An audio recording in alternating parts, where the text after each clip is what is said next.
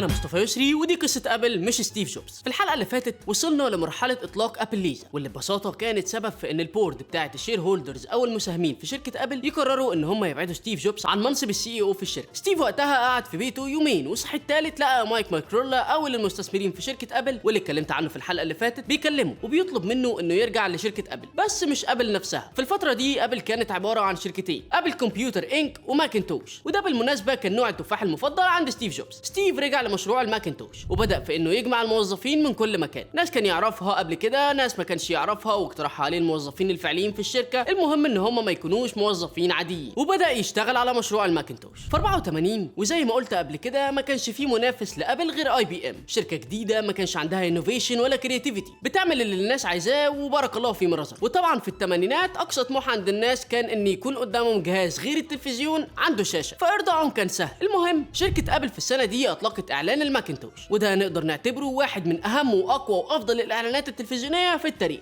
واتعرض في السوبر بول اكس في تريبل اي في يناير 84، وساعتها اتقدم الماكنتوش كمستقبل للعالم. لكن انت دلوقتي مش بس بتعمل جهاز جديد، انت بتعمل كمبيوتر بشاشه ملونه بتعرض ايقونات بواجهه جديده بحاجه مختلفه تماما، انت بتعمل نقله حضاريه في تاريخ العالم. ازاي ممكن تبيع لناس الريموت كنترول كان ثوره بالنسبه لهم جهاز زي ده؟ الشير هولدرز في شركه ابل اتدخلوا تاني، الناس زهقوا خلاص من ستيف، ضيع كام الف دولار في ليزا، صرف ملايين على الجهاز الجديد اللي كان اصلا مجرد حاجه فرعيه في شركه ابل، ما بقوش مستأمنينه على مستقبل الشركه، او خلينا نقول على فلوسهم. ده غير ان هم كانوا بيسالوا سؤال واحد، انت ازاي هتبيع للناس منتج جديد زي ده؟ وساعتها ستيف قال لهم انا مش هبيع منتج، انا هبيع اللي الناس ممكن تعمله بالمنتج ده. عشان كده وفي اجتماع بين الشير هولدرز وستيف طلب ستيف منهم ان هم يعينوا واحد اسمه جون سكالي، ودي كانت القشه اللي قطمت ظهر ستيف جوبز. خلينا نعرف ليه. مبدئيا ستيف جوبز كان هو بنفسه اللي طلب تعيين جون سكالي، لانه ببساطه كان عايز اللي يدير الشركه كاداره عموما، مانجمنت وكلام من ده، يكون فاهم تسويق، ومفيش احسن من رئيس شركه بيبسي السابق سكالي اللي كان بيبيع على حسب وصف ستيف جوبز ميه متعبيه في ازايز. وفعلا ستيف جوبز ساعتها اقنع جون وخلاه يجي، وده لما قال له انه احسن له ينهي حياته كواحد بيغير العالم احسن ما يقعد يبيع في ازايز مياه غازيه. وبعد ما جه جون تم اطلاق الماكنتوش اللي كان المفروض انه جهاز للمستهلك العادي يستخدمه في المكتب، في الشغل، في البيت، مش مقتصر على المؤسسات زي ما حصل مع ابل ليزا واللي كان اول عملائها شركه ناسا. ووصل ساعتها سعر جهاز ماكنتوش ل 2495 دولار بدل 1955، عشان يتفاجئ ستيف جوبز بعدها ان جون هو اللي قرر رفع سعر الجهاز، وده بسبب وفقا لجون تكلفه القطع اللي كان بيستخدمها ستيف في تصنيع الجهاز، واللي كانت هتبقى سبب في خساره الشركه بشكل كبير لو كانت باع بالسعر اللي كان عايزه ستيف. لكن مش ده السبب الوحيد. قبل وقتها وبقياده جون اطلقت حمله اسمها تيست درايف ماكنتوش، والحمله دي كانت بتسمح للمستخدمين ان هم ياخدوا جهاز ماكنتوش في بيتهم لمده 24 ساعه بضمان الكريدت كارد بتاعهم. اشترك في الحمله دي 200,000 شخص وما عجبتش التجار نهائي، لان ببساطه العرض ما كفاش الطلب. ده غير ان اجهزه كتير رجعت في حاله مش سليمه، الفرق في السعر ما كانش كبير، لكن ده كان سبب في فشل الجهاز تماما. وساعتها جون خد قرار بصفته السي اي او بتاع شركه ابل، مع الاخذ في العلم ان ستيف كان معترض على السعر. بسرعه ومن غير الدخول في تفاصيل لاني قلت اني هركز في الحلقات دي على ابل مش ستيف جوبز، ستيف بعد ما اترفد وقعد في بيته باع كل اسهمه في شركه ابل ما عدا سهم واحد، وده بقيمه 70 مليون دولار. وده ببساطه لان جون غير كل حاجه في الشركه، وتحولت شركه ابل من شركه بتانوفيت لشركه بتعمل اللي يرضي الزبون ويحافظ على فلوس المستثمرين، وده طبعا عشان يقدر يحافظ على منصبه كسي اي او للشركه. ومن ضمن التغييرات دي كمان انه ضم اقسام المبيعات والتسويق مع بعض والاوبريشنز والتطوير مع بعض. بعد ما ستيف باع اسهمه في شركه ابل استحوذ على شركه بيكسل، شركه فيجوال افكتس ب5 مليون دولار، كانت لسه طالعه جديد وقتها، والشركه دي طبعا احنا كلنا عارفين هي بتعمل ايه دلوقتي. وبعدها اسس شركه تانية وسماها نيكست، ودي شركه بتعمل اجهزه كمبيوتر، ودي ببساطه اللي اتطور عن طريقها نظام نيكست ستيب، واللي كان البذره اللي اتطور منها الماك او اس. نرجع لابل. بعد ما سابها ستيف الشركه ركزت على مبيعات جهازين، ابل 2 وماكنتوش، وبعدها بدات تتوسع في الاجهزه باشكال واحجام مختلفه، وكلها تقريبا متفرعه من ابل 2، زي جهاز ابل 2 سي اللي كان نسخه كومباكت من ابل 2،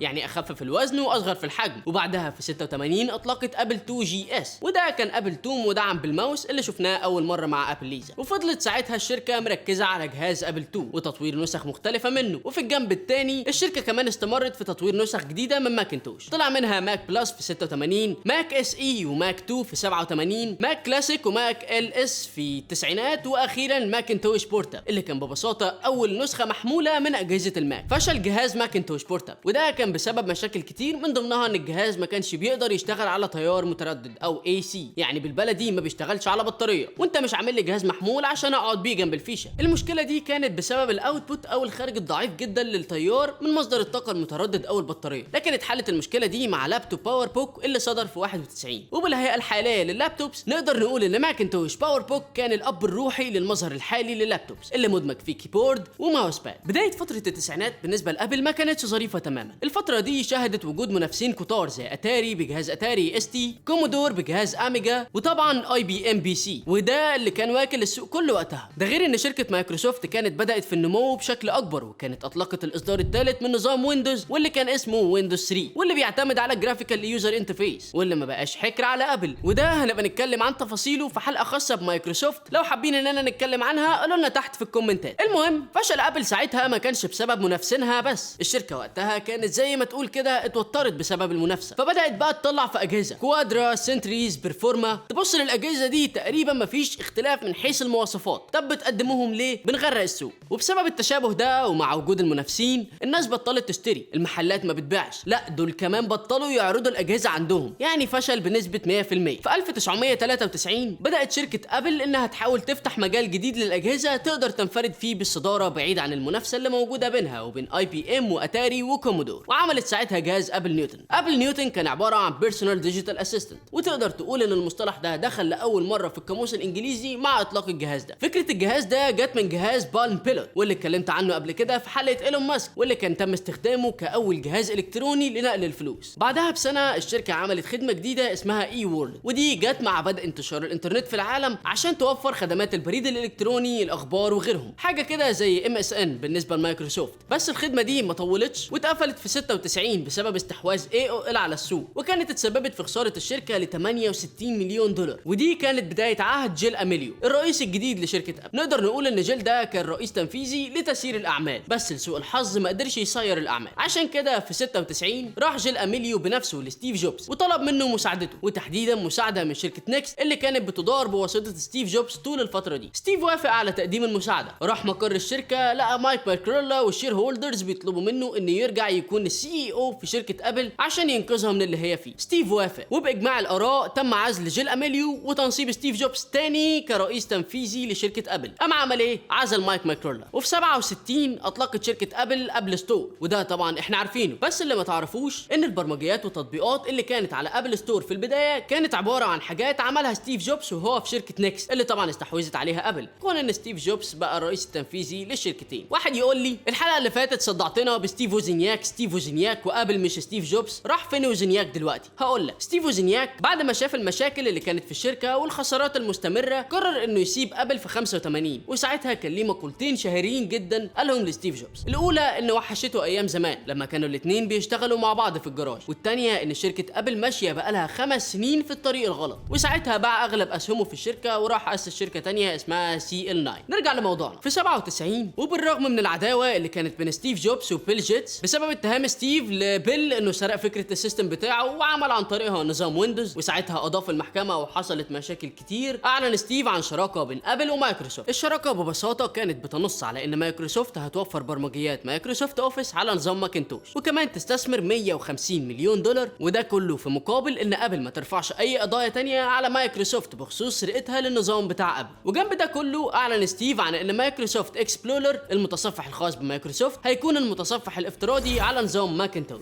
هنا اكون خلصت الجزء الثاني من سلسله حلقات قصه ابل مش ستيف جوبز، وطبعا مش ده الجزء الاخير، احنا يا دوب في سنه 97. ايه اللي هيحصل بعد كده هتعرفوه في الحلقه الجايه من الحكايه والروايه، واللي هتكون الجزء الاخير من سلسله حلقات ابل. اشوفكم على خير.